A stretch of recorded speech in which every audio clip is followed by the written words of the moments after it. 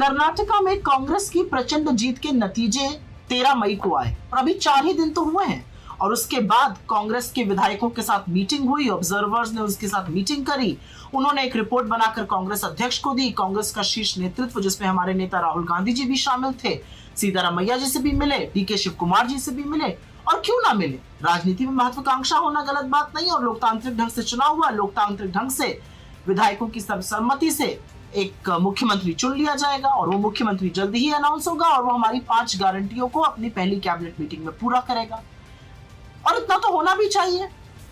लेकिन प्रचंड जीत के बाद भाजपा का एक बड़ा तबका है जो सदमे में आ गया है, एक और बड़ा तबका है जो सख्ते में और अनाप शनाप बोल रहा है, और एक और बड़ा तबका उसका तो ऐसा मेल्टडाउन हुआ है कि वो 6.5 करोड़ का नडगा को ही कोस रहा है पानी पी पी कर। लेकिन आपको यह समझ में आ रहा है कि मीडिया को क्या तकलीफ है? मीडिया क्यों इसको नाटक बुला रही है, इसको सस्पेंस बुला रही है, इसको साजिश बुला रही है, इसको खींचातान बता रही है? ऐसा तो कुछ हो नहीं रहा है। क्या मीडिया को याद नहीं है कि 18 दिन असम में लग गए थे और 11 से ज्यादा दिन उत्तराखंड में लगे और हफ्ते भर से ज्यादा उत्तर प्रदेश में लग गया और 1 महीना लग गया था महाराष्ट्र की कैबिनेट घोषित होने में? मीडिया को सब याद है। तो मीडिया ऐसा क्यों कर रहा है? इसके पीछे एक बड़ा राज है, एक बड़ी कहानी है, और सुनिए आगे की कहानी। मीडिया ऐसा इसलिए कर रहा है क्योंकि वो बहुत बड़े सच पर पर्दा डालना चाहता है। वो मोदी जी की जो नाकामी है उसको छुपाना चाह रहा है, नहीं तो चर्चा उस पर शुरू हो जाएगी। मीडिया चर्चा नहीं करना चाहता कि फ्लॉप शो जो हिमाचल में था वही कर्नाटक में जारी है।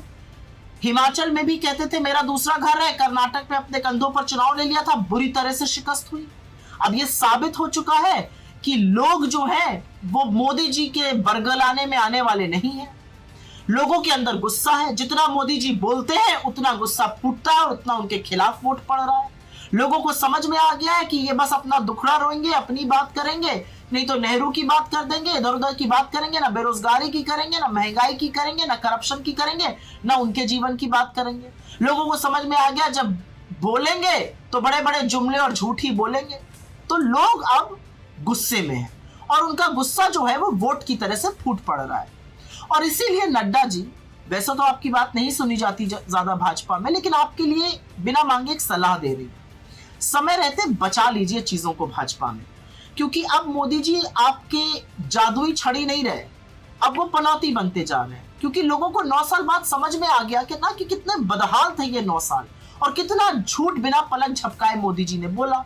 तो वो जहां जाकर जितना भाषण देते हैं उतना आपके खिलाफ वोट पड़ रहा है। तो बचा लीजिए, नहीं तो बड़ी बुरी शिकस्त होने वाली है आपकी। और आपकी तरह से हम ये नहीं चाहते कि आप निस्तो नाबूद हो जाइए। हम चाहते हैं कि एक विपक्ष रहे। आप जरूर सिमट जाएंगे, लेकिन एक विपक्ष होना चाहिए इस देश में। इसलिए अपनी डूबती हुई नैया को जरूर बचा लीजिए और मोदी जी को इतना आगे करना छोड़ दीजिए। मोदी जी को थोड़ा सा बैकग्राउंड में करिए।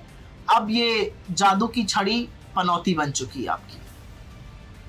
और मीडिया के अपने बंधुओं को तो मैं बस ये कहना चाहूंगी कि थोड़ी सी बहस बेरोजगारी पर, महंगाई पर, अडानी पर, चीन पर हिम्मत दिखाइए और करिए, क्योंकि लोगों के लिए ये मुद्दे हैं। आपने तो लाख कोशिश कर दी थी कर्नाटक के चुनाव को भी मोदी जी के साथ, उनके सारे बंधुओं के साथ मिलकर कम्युनल बनाने की। किसी को याद नहीं है क्या कि 6 से 8 महीने पहले आप सिर्फ हिजाब की, हलाल की, इसकी उसकी बातें करते थे, लेकिन लोग क्या कह रहे हैं? महंगाई की, बेरोजगारी की, भ्रष्टाचार की बात करिए। उसका समाधान नहीं है तो ना आपके लिए वोट है और ना आप पर विश्वास है। तो जिस सच को आप छुपाने पर तुले हुए हैं मीडिया के मेरे साथियों, मीडिया के मेरे चरण चुंबकों, मीडिया का जो अधिकांश हिस्सा गोदी में जाकर बैठ चुका है, असलियत देखिए इस देश की जनता क्या कह रही है। लेकिन मुझे पता है आप बचाव करते रहेंगे, आप करते रहिए, क्योंकि जनता भी अपना काम प्रबल तरीके से करने पर अब उतारू हो चुकी है।